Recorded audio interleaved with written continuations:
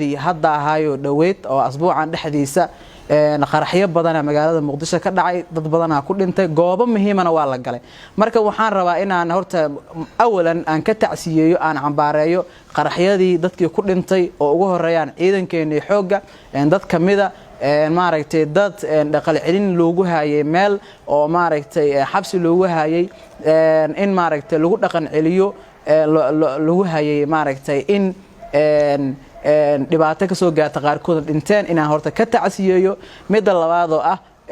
dhammaan shacabka Soomaaliyeed way arkayaan ama dawladdan hadda jirto in maaragtay amnigiina faraha ka baxaayo doorashooyinkii iyo maaragtay wixii maanta looga fadhiyana maaragtay warkiisa waa ha sheeginba oo meel lagu saleeyo doorasho ma laha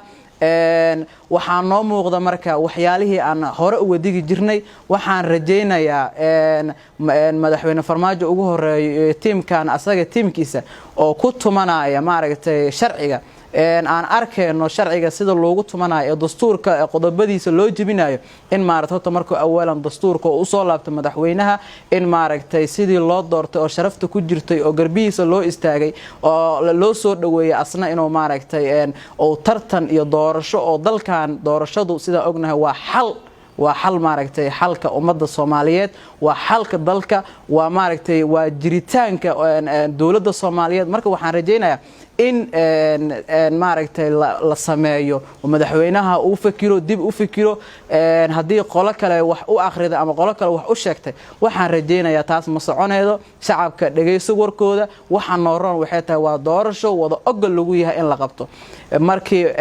baarlamaankii ku soo haray baarlamaankii laga rabay inuu sharci ilaaliyihii iyo sharci dejiyihii ahay maanta inuu maaragtay asagiina oo warkiisa doorasho haynin